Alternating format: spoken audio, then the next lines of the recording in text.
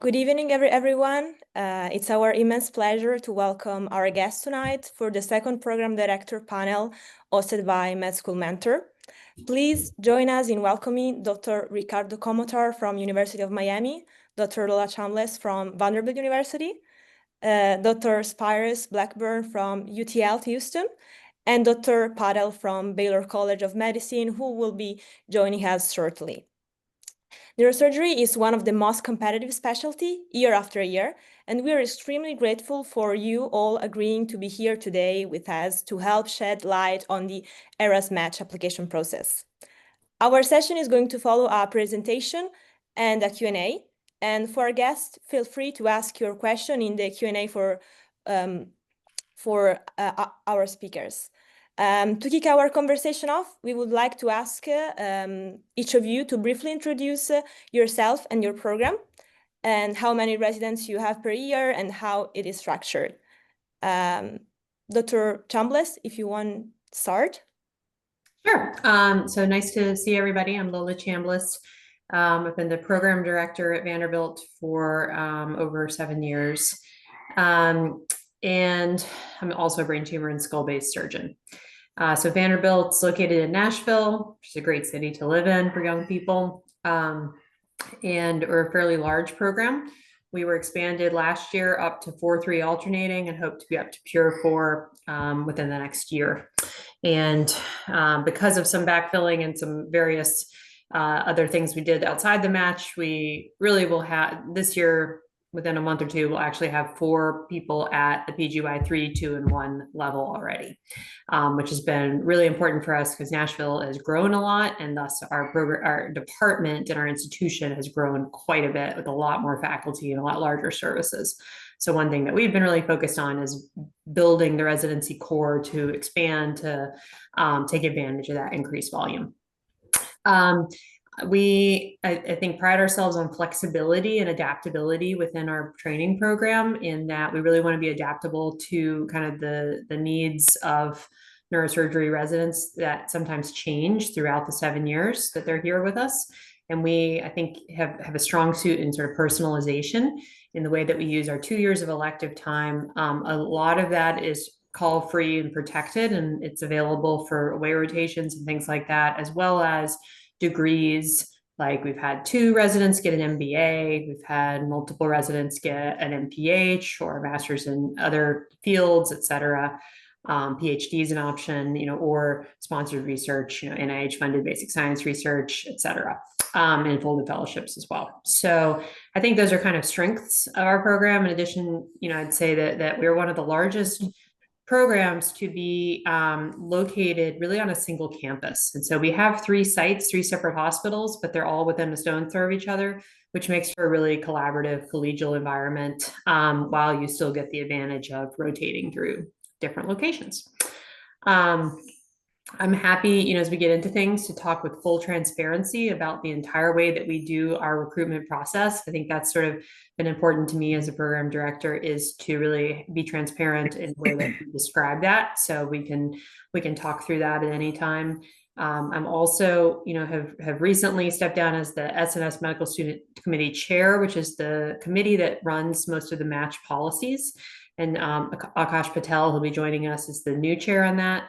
And I remain the AAMC neurosurgery representative. So the changes you've seen in ERAS this year, that has all come sort of through my group and working groups I put together, and will continue to for a time. And so decisions made around national decisions like preference signaling, ERAS application, and those sorts of things are things I can definitely comment on. And I will just say as a teaser, more changes are coming for next year's cycle. So if you're a student or an applicant that plans to apply next year, happy to talk to you about some of the things to anticipate, because it's really important to recognize that there is some evolution every year right now. Last thing I should say, is I'm actually transitioning out of the PD role shortly, and Rohan Chitali, who has been our APD the entire time I've been the program director, is taking over. I'm not leaving Vanderbilt, just moving into some other leadership positions, and I'll still have a lot of education role, but I'm kind of seeing us through this recruitment season, and while Rohan's taken over. Thank you, Dr. Chambless. Dr. Komotar? All right, listen, thanks for having me. My name is Rick Komotar. I'm the PD here at the University of Miami. Things that make our program different. This is a 4 a year. Every year, it's one of the largest programs in the country. Very high volume, clinically heavy, all subspecialties covered. 2 full elective years, 4 and 7, completely protected, no call during those years. And those years have incredible flexibility. We're open to whatever the resident wants and whatever is best for their career. So those 2 years can be dedicated research, they can be enfolded fellowships, they can be advanced degrees like MBAs, MPHs. And the 7th year can actually be away. So it's a 6-1 model where your chief year is as a 6. That lets you do your cast approved fellowship as a 7. That saves a full year of training. So you don't have to do an 8th year typically. But the 7th year can be here or away. So we've had several residents who want to do a second endovascular year someplace else, and they do their 2nd year someplace else, or they do a 2nd year of spine. So that is nice to have the flexibility to leave during your 7th year and do the 6-1 model. Residents that are interested in research, we have an R25 NIH funded mechanism. So that's typically during the 4th year, residents can get NIH funding. And then I guess the results, we've placed about 70% of our graduates into academics over the last 5 years, which is a very high rate. Not that we force people to do academics, but it is nice to have that option. If you're going into neurosurgery training, it is hard to do academics, and it is nice to have that option should you want it. And then, similar to what Lola said, we definitely pride ourselves on happiness and a excellent quality of life and a family culture here. That's something that really starts at the top with our chair, Dr. Alan Levy, and myself, and then percolates down through the fellows and the chief residents, and everyone works hard and plays hard. So very proud of the program we have here. Thank you, Dr. Komotar. Dr. Blackburn? Hi, thanks for having me. I'm Spiros Blackburn. I'm the program director at UT Houston. I became the program director about 3 years ago, took over from a senior neurosurgeon named Arthur Day. And I do vascular and skull base and endovascular surgery. Our program is 7 years like everyone else's. We take 3 a year. I don't have any current plans to expand that, but we may be coming up to a bigger system expansion in about 2 to 3 years, which then we would move to 4 a year. But for the next couple of years, we're going to stay at 3 a year. Similar to a lot of the programs that it sounds like we do. We have a research year. Our research year is a PGY 5. And then we have a transition to practice year, which is the PGY 7. The first 4 years of residency are heavier on critical care in the first year and spine in the first 2 and 3 years. We also we have a night float system, which means there's no overnight call except for occasional weekends. So most of your time is just spent covering the days, other than the night float and the occasional weekends. The PGY 5 research year is similar to the Miami plan where you get an R25. We have that as well. I actually think the name of it changed to a U something. Ricardo, you may be able to. Yeah, it's the U08. I'm sorry, Yeah, UE5. Sorry, that's right. Yeah. UE5. But we have that same grant system, which is an application that the residents can submit and get funding during their PGY 4 or 5 year. For us, it's the 5. And it's nice. We help you find a mentor to get that organized and get that plugged in. Obviously, the research is up to you, what you do and your interests. So if you're going to go into spine, maybe you do spine trauma or spinal cord injury. And if you're doing vascular, then maybe you're looking at subarachnoid hemorrhage models, et cetera. So it's tailored to help with your career. And then for our PGY 7 year, we allow a transition to practice year. That means that it's kind of geared towards what you're going to do in your career. You help kind of with us to decide what the curriculum will be, if you need more work in spine, if you want to focus more on tumor. And we allow also endovascular fellowships during that year. So you can finish your 7 years if you wanted to do endovascular with the CAST accredited fellowship in 7 years here. We also, like some of the other places, allow MBAs or MPHs during the research year if you're a very clinically based person and are really averse to research. So we support that as well. I think that's all I have. If you have any questions, look forward to it. Thank you. Thank you all for sharing these overviews of your program. Now, my first question is for Dr. Chambless. But you can reply later if you have anything to add. So when you're reviewing the application, what are the typical 3 first things that catch your eyes or weigh most heavily when you begin the process of evaluating and ranking the applicants? So for me personally, these days, it changes a little bit every year because the application changes a little every year.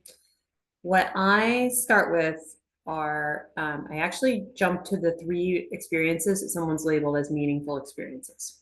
And I look at those and I think those are the 3 things that if I know nothing else about this applicant, that applicant thinks that I need to know. So I look at what those experiences are, and you can only write a little bit about why they're meaningful. So I typically then look back in more depth at the description of that experience in a little bit more depth. Maybe I glance at the rest of the experiences too. Then I tend to look at the letters of recommendation. I tend to look through the personal statement, and I think this year I'll also look at the short answer questions and sort of that layer. And then I look at publications, board scores, hobbies and interests, that kind of stuff. And I will say in our program, we have a holistic review. We screen and we only look at people that have signaled us. And we're pretty transparent about that because we get a lot of signals. So that's our primary screening mechanism. We don't have a step 2 screen score or anything, but we do screen out any failure on any step. We also screen out for any felony conviction. Those are the only things we screen on. So everybody else gets a holistic review by 2 different faculty members, and then they score those people, and then those scores come up to the associate program directors. There are 2 of them who then do a tertiary review of everyone that is scored in a high ranked fashion to then make the determination about who goes to interviews.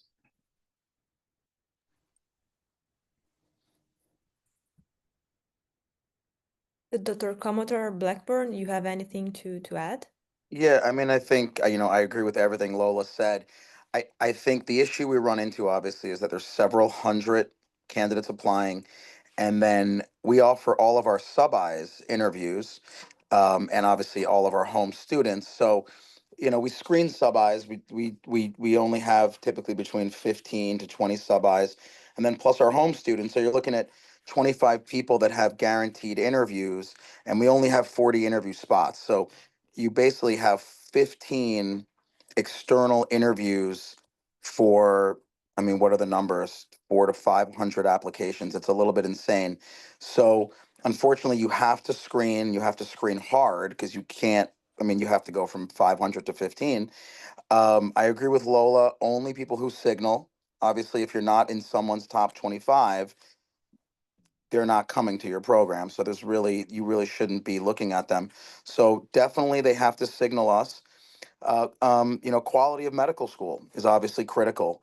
Quality of medical school, number of publications, personal statement, endeavors outside of medicine, athletic achievements, all that stuff kind of separates those 15 people that we're going to offer interviews to. It's a real shame that there's no more step 1. I get asked all the time about the fact that there's no step 1. Step 2 we look at, but not nearly the same weight as step 1 used to be. And I think that really hurts the foreign medical graduates and the smaller medical school applicants who used to be able to distinguish themselves with a board score of 270, 280. Everyone wanted to interview them. And now the people that come out of smaller schools have a pass and they have trouble even getting looked at. And so now the way to get looked at is just by publishing a lot. So it's a very competitive environment, as you know, and those are the screening tools we use. I have a question. How do you evaluate the quality of the med school if it's international? Yeah, I mean, those are foreign medical grads. That's very hard to do. Again, I'm only speaking for us, but we have 15 spots outside of our sub-Is and outside of our home students. The odds of us interviewing a foreign medical graduate when we have, 200 to 300 exceptional US grads is very low. It just is, unless someone is just, spent some time with us, worked in our department, created those kind of relationships. It's going to be exceedingly difficult from someone from another country to get one of the 15 spots when we already can't say no to everyone that's exceptional from the top 10 US schools.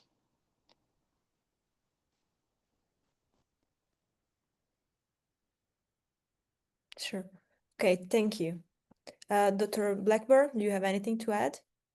I agree. So if from the way just to say how we review it, because Dr. Chambless had a very organized way of doing it. We're not quite as sophisticated here in Texas, but we have myself reviewing all of the applications, and then our chief residents, or our research residents, our PGY5s, who would be 6s and 7s during their junior years, would help me review all the applications. We create a rank system, average those ranks, and then just meet together to discuss each application that we think meets a high enough standard, and offer interview dates based on that. So I don't bring other faculty in, but maybe I should, but we don't end up doing it just because it's extremely time dependent, and most faculty aren't too that interested in doing that. As far as the things that I look at, I do look at step twos. I think that's important. I agree it's unfortunate, but it's it's one of the few objective measures we have. Notably also is the fact that a lot of campuses and universities don't do class rank anymore. And so that creates an issue. As part of our review of the ERAS application, I'll actually specifically go through each of the grades assigned in the subject. So if in internal medicine, and see if they got an honors or a high pass. And oftentimes what you see there is there's some kind of quartile assessment, even though there's no ranking. So I have to go through each of those and assign a quartile to their score to see if they end up being in what appears to be in the top half of the class or bottom half of the class. And so I try to do that and assess that. So I screen for at least people in the top half of their medical school, and then board scores. And obviously, letters are extremely important. How people perform in their sub-Is is very important. We did not initially 2 years ago. The signaling, I think, was 8 or 7, and now it's up to 25. And I 100% agree with Dr. Komotar and Dr. Chambless that we also are now screening based on signaling. I haven't gone back to look at the analysis, but I suspect our match rate for those that did not signal us is extremely low. So if they haven't been able to signal us in the top 25, they're not really that interested in UT. So we screen by signals as well. I think that's the majority, and the other stuff just kind of goes along with Dr. Chambless and Dr. Komotar put as important points. I think, Carlotta, if I could, add a couple things. It's really interesting that the three of us who run 3 similar sized, highly reputable programs have really different processes for this. And we're probably looking for very similar candidates. And I think that reflects the fact that there is no perfect process for this, right? And we're all doing our best to try to figure out ways to do it. But, I think one thing candidates need to know is just that the process on our side is also very frustrating because we are lacking a lot of data we'd like to have. As Dr. Blackburn was alluding to, grades to me would be the most important thing to look at. Grades and class rank really would tell me a lot about someone's medical knowledge and performance throughout medical school, and they're hard to find if they exist at all. So we're using really different mechanisms to kind of get to the same place. And on the signaling front, I would also just add the caveat. that knowing the signaling data inside and out, Miami and UT and Vanderbilt are all programs on the very high end of receiving signals. So you're talking about 3 very highly desirable programs from a signaling standpoint.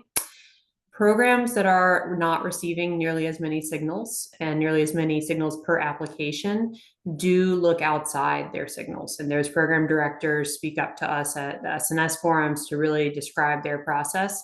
So don't assume that because you're hearing that from these 3 programs here, that that's universal. We're in the fortunate position, I think, of having, the top program in the country got like 202 signals or something like that. And we're in the fortunate place where all 3 of us are probably very close to that end of things. So we can use that as a screen, whereas other programs are not going to. Thank you for this. Gustavo, I think you can take the word. And as a follow-up question, I'd like to ask my first question to Dr. Komotar. And of course, all of you can follow up on that. Publications and research productivity are always a topic of interest. When you are reviewing research items, what specifically are you looking for? Is it quality, quantity, or a mix of them? I mean, I think the party line is both, right? Like you don't want just case reports and curious. At the same time, if you have like a single publication and it's very high impact, sometimes that can get overlooked, right? There's so many applications and it's hard to look in detail at every single application. So if an applicant has a publication in Cell or Science or Nature, and it's just one publication, they can definitely be missed. And so ideally you would have both.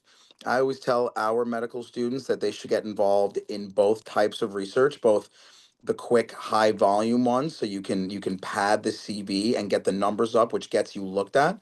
But at the same time, they should have high impact publications to then back up those numbers with high quality.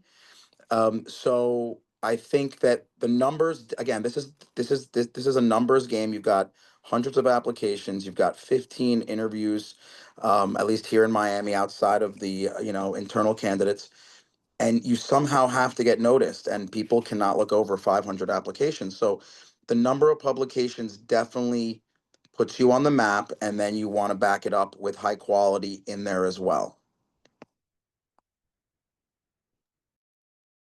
That's great. Dr. Blackburn, Chambless. Sure. For publications, it's a difficult metric, and there's a couple reasons. One, which is quality. So there could be someone who's done that. So that's one thing. And the other is sometimes people come from programs that don't have very much academic support, and so they didn't have the opportunity to do research, and so I sometimes take that into account. That being said, I definitely look at it, and I wouldn't say it's what I look at to say that person should be interviewed, but certainly once they are in the mix and we're coming to rank time, that is something that I look at and see how productive they were, because I think it adds to the fact that they are people that can go get things done and finish a task, especially if they're first authors. I care less if there's a bunch of middle author papers. Yeah, so I've come out as a having vocal concerns about the quantity in the arms race issue, at length, and we've published on that specific topic, just adding to the publication collection here. But I will say, I think applicants and future applicants should be aware that there's a significant pushback from senior leadership in neurosurgery against the quantity being the question here. There's also increasing understanding of the fact that not everyone has the same opportunity, as Dr. Blackburn just stated. And, so are there people that match in neurosurgery with 0 publications? Absolutely there are. We have that data.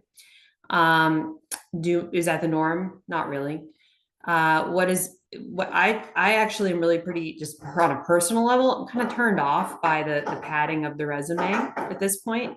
And so I actually have our admin or program administrators reduce all of the stuff for us to look at by bringing it down just to publications and eliminating all of the, presentations, blah, blah, blah, blah, blah, which to me, is where we see most inflation, and submitted things and stuff like that. So I want to just be comparing apples to apples. And sorry, my cat's going crazy. It's just, gotta love it on Zoom. So, we tried our very best to try to rate someone's opportunities and judge their experiences in publication based on those opportunities and identify people who are truly interested in academic research. That's the big question that we're trying to figure out. And there's several ways to do that. We've put out our last, I think it was like 17 residents, like 17 graduates, 16 of them went into academics. That doesn't have to be that way all the time, but that's what we're trying to identify those people. And I've learned that it's not necessarily the people that publish the most in med school that turn out to be that person who wants to go into academic neurosurgery. So we have some metrics in which we kind of play with that. But I will say also, final note, ERAS is going to change in the way that, first of all, big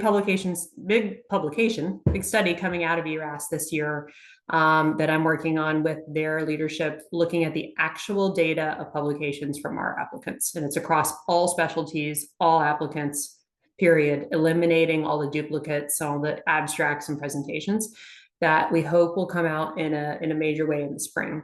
So that will allow some level set from the true primary data. But in addition to that, the ERAS application will change next year in the way that publications are presented. And we're not going to cap the number of publications that you can place on there, which was discussed. But instead, we're going to have them grouped so that when you're publishing a lot of very similar things on a lot of very similar subjects, that's demonstrated as a body of work that is one kind of research question and is not just considered equal to doing maybe 5 different projects that you've done over the course of a PhD. So I think that right now, if I was an applicant thinking about the future, I'd really be focused on trying to do projects I'm passionate about and do them well and be as, find first authorships, et cetera, and less worried about numbers. Thank you. That's great to hear. Thank you. I'm one of the medical students. I'm a 3rd year in LA. My question is for Dr. Blackburn, and if anyone can take the floor after. I wanted to ask you let's say if a student is going through their medical school and they decide to do a research year or a pre-residency fellowship, do you think that adds value to the applicant and their profile when they're applying for neurosurgery, or as well as in their clinical career? Do you think it's a great addition for learning and to be a better physician in future? Good question. So I think that there is an increasing trend to do research years during their medical school. So they, as a 3rd year or 4th year student, they take a little gap and they do a gap year of research and work in someone's lab. I think some of it is driven by what Dr. Chambless was talking about, this desire to get publications and build a CV. On the face, it's good. To generate some interest on the academic side is nice. To work in a lab is very good experience. I don't know the ratio or the percentage of people, the students that do that. Maybe Lola knows and can comment on that. But I do see that a lot, and I think that might be good, especially for some candidates that maybe don't feel like they have a good CV and they want to build some research and invest some time and document their interest in the subspecialty. I think that's okay. I don't think I encourage, I tell students to do that, but if they are interested, then it's okay. I have, for example, I have one student that's a PG or MS3 in my lab now doing what we're talking about. So I see it a lot. When I get an applicant that has done that though, I kind of look to see what did they do during that year. Did they actually build a project? Did they accomplish something? Did they have their one Nature paper from that good lab? So I try to look for that. As far as pre-residency fellows, I don't think that most U.S. applicants do pre-residency fellowships. There's two categories of people that do those. One is people who haven't matched their first year. They may go into a pre-residency fellowship, or foreign medical graduates. I do think it's very important for foreign medical graduates, and maybe the only way for them to get their foot in the door is to find a pre-residency fellowship, partly because there's limitations to them doing clinical rotations. They can do observerships, but can't do clinical rotations. So I do recommend that for that category of people, but not necessarily routinely for people coming through. So on that same topic, just like Spiros said, I really try to dissuade our medical students from taking years off unless they have a really, really good project.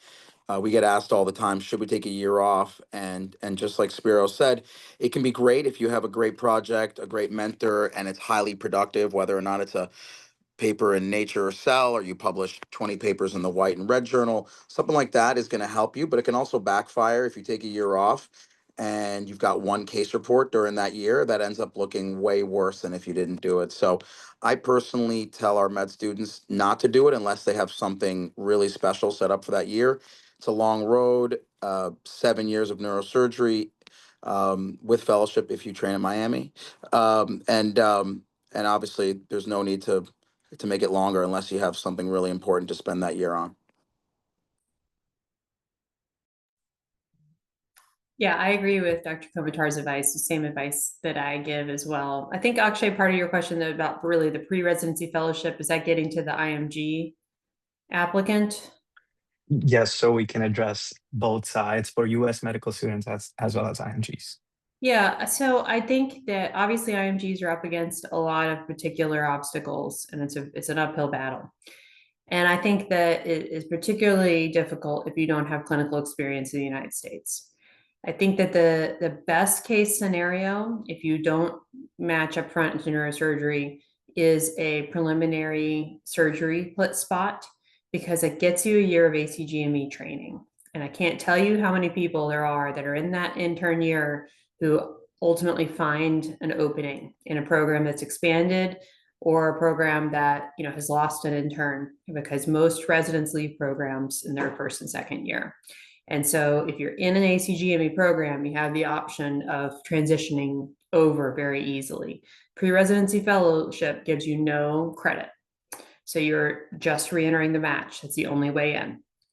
And so I do think that it is helpful clinical experience, but it is not as valuable as a prelim year across the board. That being said, if you're going to think about it, there are certain certainly certain pre-residency fellowships that have a great track record and that have been known to take their own in the match. And I think that's a really important metric. And I would be looking at doing a fellowship there, and not at places that have never taken their own and have a long history of not sending people out into neurosurgery training, because there the concern is you're basically just unfettered labor who's not, it does not have to have any kind of GME oversight, and that can be a very exploitative position.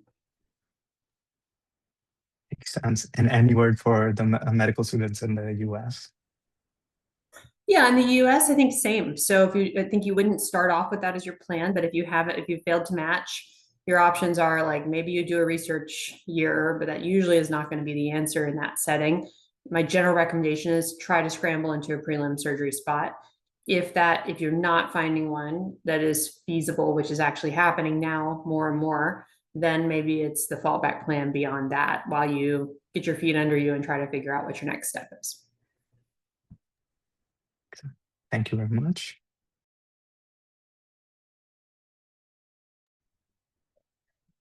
So my follow-up question is, how do you view the sub-internship completed in your institution, and do you consider them necessary for a student that will match in your program, or do you weight them differently in that way? To Dr. Blackburn, if you can reply to it. Sure. I think I understood your question. as far as the sub-I is a really nice opportunity for us to see a person and a candidate and really assess them with, how they are integrate with the team. What is their personality? If you delegate tasks, complex or not, how can they accomplish them? And that's really hard to parse out on an application. So it is a unique way to see an applicant, and we value that interaction significantly when we go to rank someone in the end. If we had two candidates on paper that were the same, but we had a sub-I and we knew he was a great guy, team player and interacted extremely well with the faculty and residents, all things being equal, we would definitely rank the sub-I much higher because it's a known, if that makes sense. So I think I answered your question. Yeah, yes, thank you. And in that way, what are like possible red flag for your sub-I?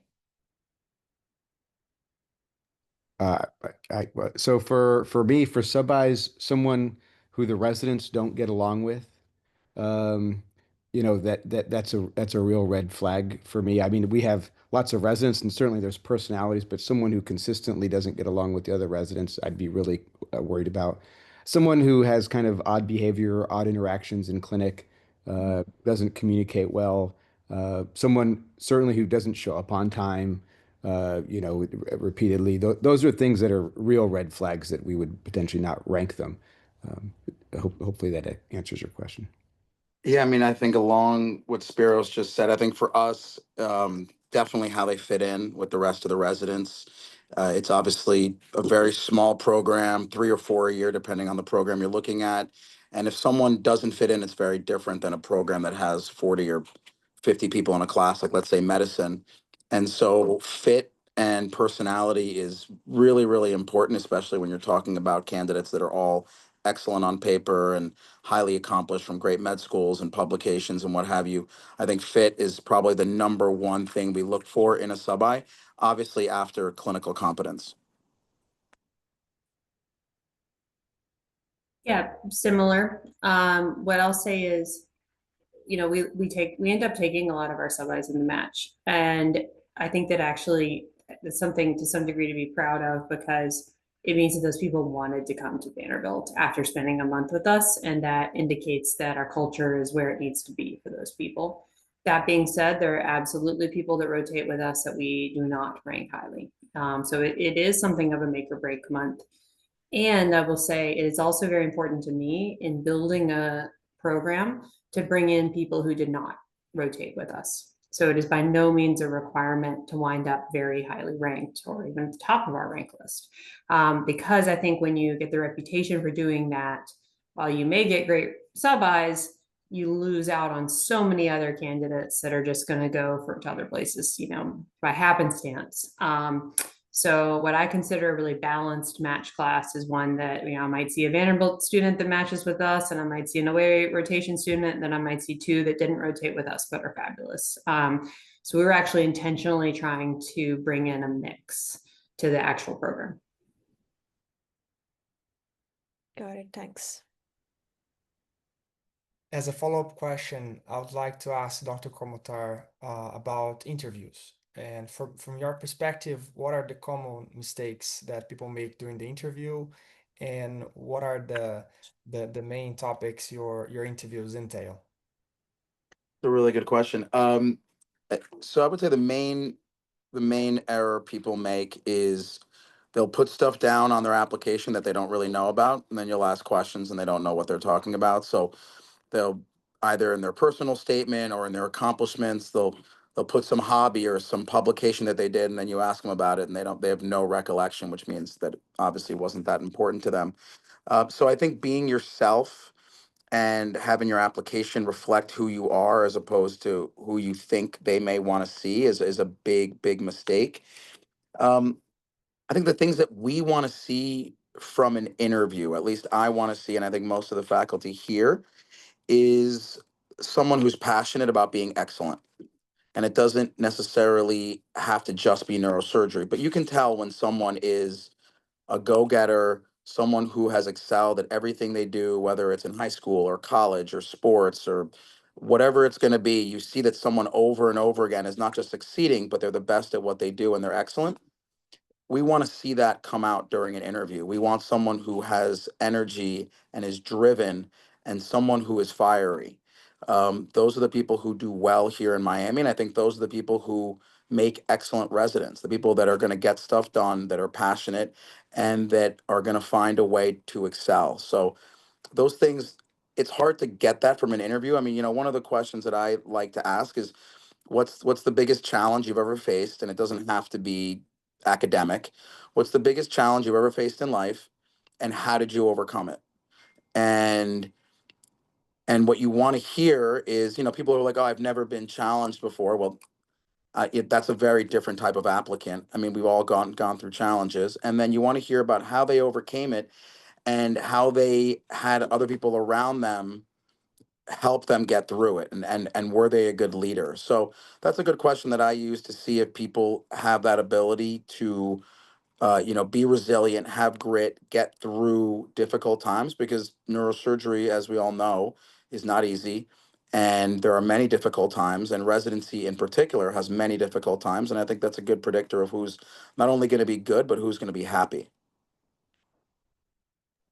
That's excellent. I love that you brought up that excellence comment. I was having a conversation with junior faculty today about excellence, and it was my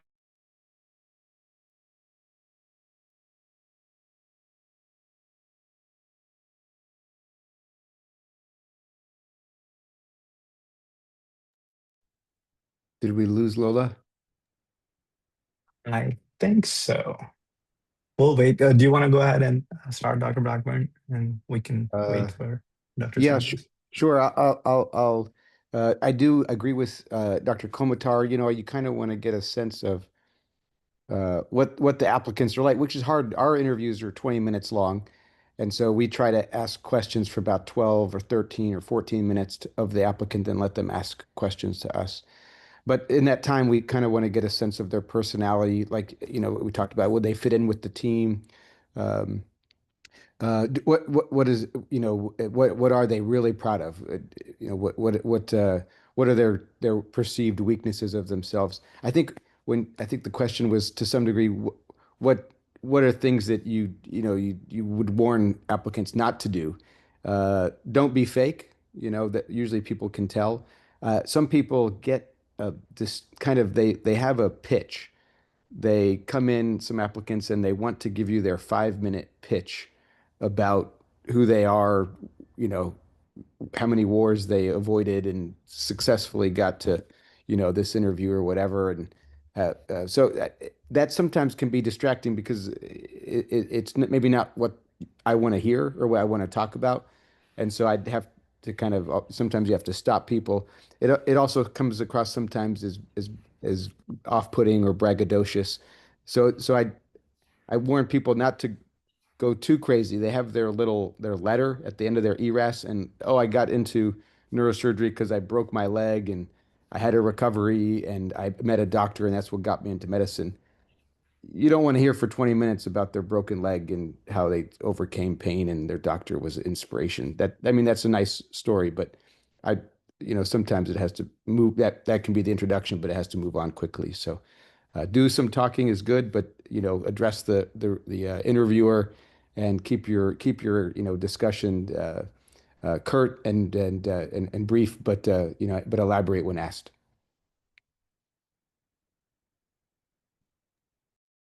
Thank you. And I believe we have Dr. Chambless back. If you could continue.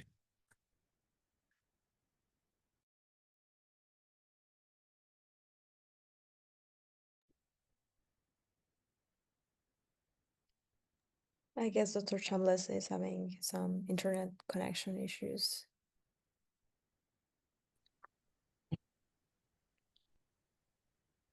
I think we have her back now. I'm back. Sorry. Let me tell you why not to come to Vanderbilt, and it is our IT and hardware support, because I swear this laptop's a lemon and I've been complaining about it. Anyway, I'm sorry. This may have already been stated. I was talking about how exactly right Dr. Komotar was about excellence, but I would also add, red flags. Don't assume that the only people that matter that you're interviewing with are the people you think are important, PD, chair, etc. We've got secret shoppers all over the place, right? If you get on the elevator and you're acting like a real jerk, it's possible that the person on the elevator with you is, a key admin that has a direct line to the PD or the chair. Really think about the entire day and every aspect of it as an interview. Also, come prepared knowing about the program. Nothing is more off-putting to those of us that spend a lot of time putting out information and sending interviewees information about our programs than someone that hasn't taken the time to even look at what we have directly sent to them a week earlier. So come prepared with a lot of specific questions, because that's the main question you're going to get is, what questions do you have for me? So have a whole bunch, and make them be specific and show that specific interest.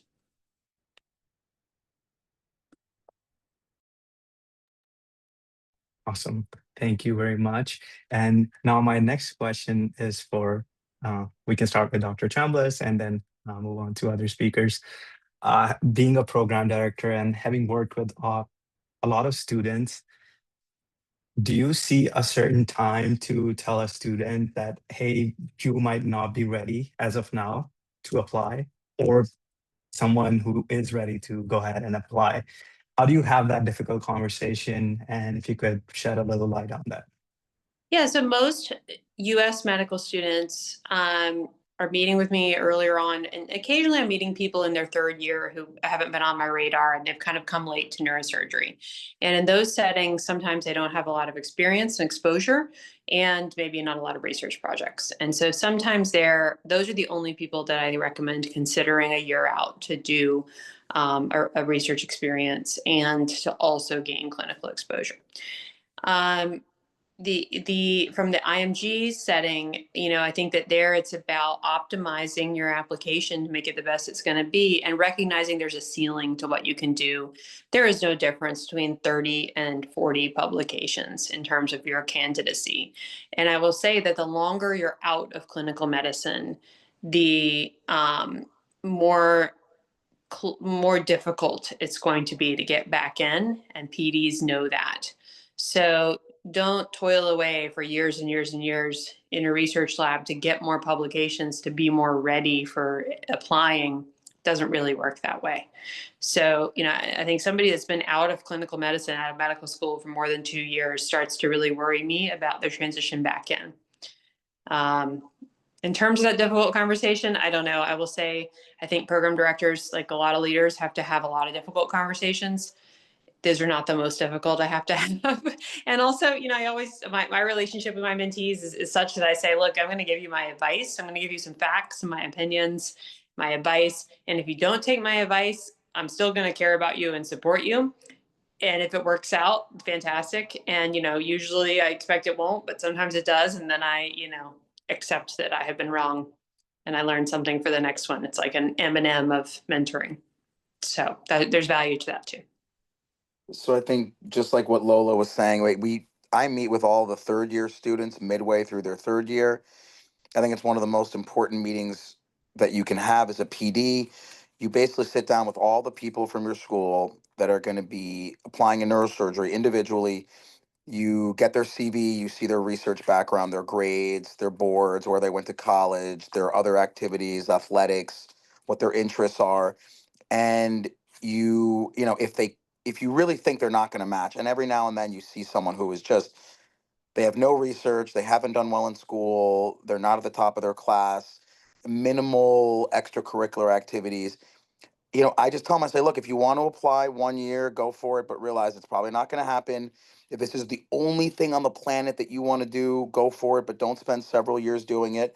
So just like Lola said, that's not really a very difficult conversation to have. I think it's an honest conversation to have. And if you care about someone, it's better than telling them, oh yeah, you're going to match at all these programs.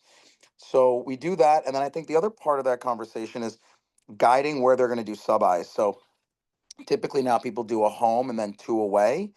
And your sub-Is are basically a 1-month tryout. So if someone is an exceptional student, I say, look, aim for the stars, do sub-Is wherever you want. If someone is an average student, or they're not, or they're actually, you know, a poor student, I always guide them to not do sub-Is at the top programs because you're basically wasting your time. Do a sub-I at a lower tier program because you have a better shot matching there based on your paper accomplishments. So I think not everyone should be doing the same sub-Is. I think that the great applicants can go anywhere, but I think the ones that are not particularly spectacular shouldn't be doing sub-Is at the top programs because that's their 1 month to shine. And even if they shine, they're probably not going to match there. So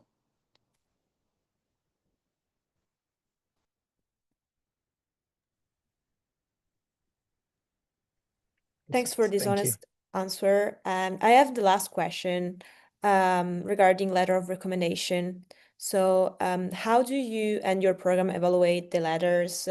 And is there a minimum number that you expected from each applicant? And what qualities or elements in a letter make the letter the strongest impression on you, Dr. Komotar? great question. I think letters, in my opinion, uh, are probably the most important part of an application. I think when you look at a letter, number one, who is it written by? When typically it's a very small world, you know who's writing these letters and you know exactly what the language means. I'm sure Lola has seen my letters and so has Spiros. You know exactly if I like someone and you know exactly if I don't like someone. And it's very clearly written in the letter. And if there's any question, I call. It's way too important that if a letter is kind of ambiguous and it's kind of, well, I can't tell if this person was really good or not, I definitely text, email, phone call to figure out, okay, you wrote this about this person.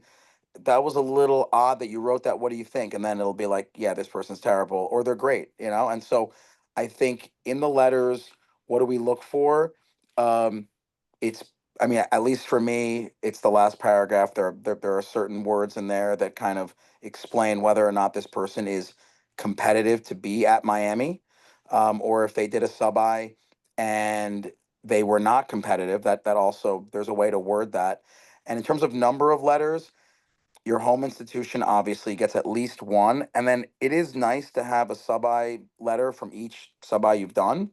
I think it's a little odd if you do a sub-I someplace and don't get a letter. It's kind of a red flag. So typically 4 letters of recommendation, 2 from your home institution and 1 from each sub-I is a good breakdown. And then the other question I get, oh, I have this PhD in biochemical engineer who wants to, you know, write me a letter. What do you think? I'm like, look, include it, but I mean, I can only speak for myself. I think it's the vast majority of neurosurgeons, but if we don't know the person writing the letter, it's very hard to interpret what that letter means. And it's hard to also track that person down. So I typically tell them if, you know, if this is the only person you can get a letter from, and if they really, really know you and it's going to be an amazing letter, go for it. Otherwise, get a letter from someone that people in neurosurgery know. It just carries more weight if you know the name. So this is also important for us as international when we have to choose our mentor. Definitely. Definitely. So the IMGs that we have matched here in the past, it's not many, but we've matched a couple superstars. They have mentors in the US that are highly reputable people whose word and their impression means a lot.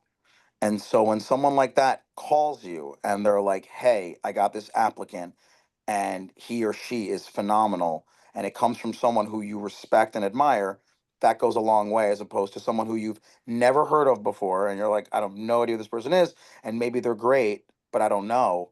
So yeah, you want to link up with people that are well known in the small community of neurosurgery. It goes a long way. Got Yeah, it.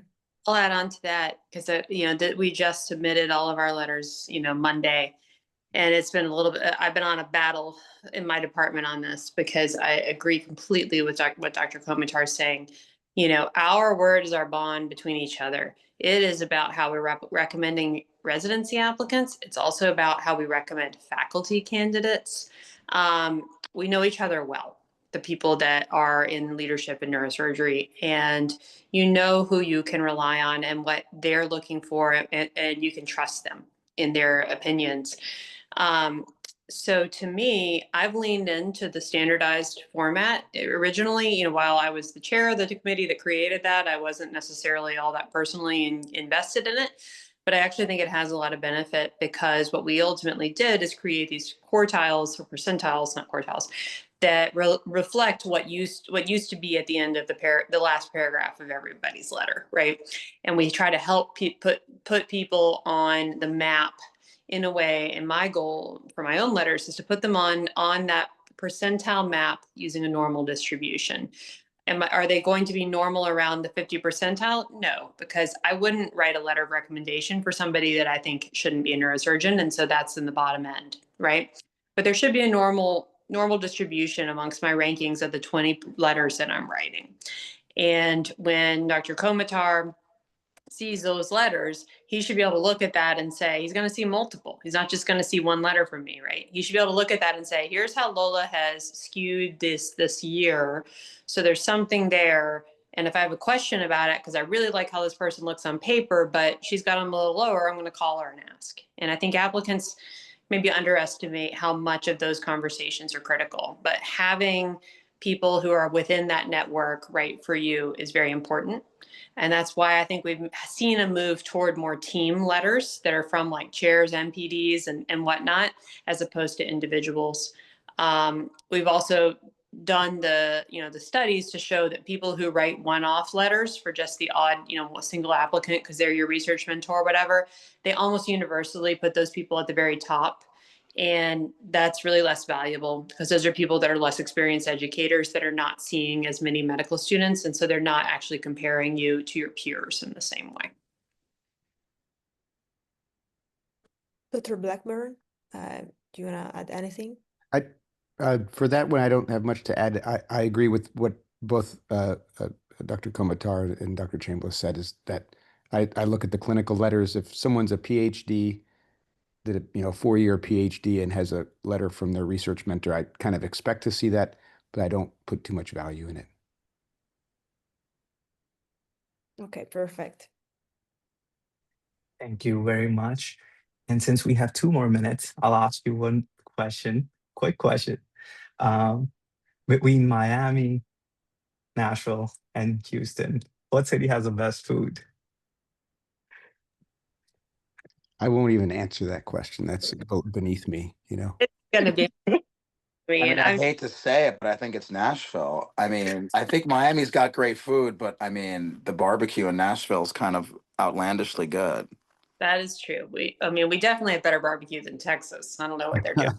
Yeah, Houston's a far third. That's not really a competition, but definitely Nashville, I think, is number 1. Miami would be number 2, and Houston, yeah. Well, you guys can come be visiting professors, and you can Prove us wrong by taking us out to amazing dinners, Spiros. I love the food in Nashville when I was at Vanderbilt, so I'm kind of biased. So Excellent. Well, we want to take a moment and thank you all for coming and joining us today. We appreciate you. Just so you know, we're going to be posting this video online, and usually we have about 300 to 400 views. So even in your sleep, you will be helping a lot of students. So thank you so much for taking the time out and talking to us today. We appreciate you, and thank you very much. Thanks a lot. Thanks for organizing this. It's a great initiative. Absolutely. Thank you. Great job. Take care, guys. thank you.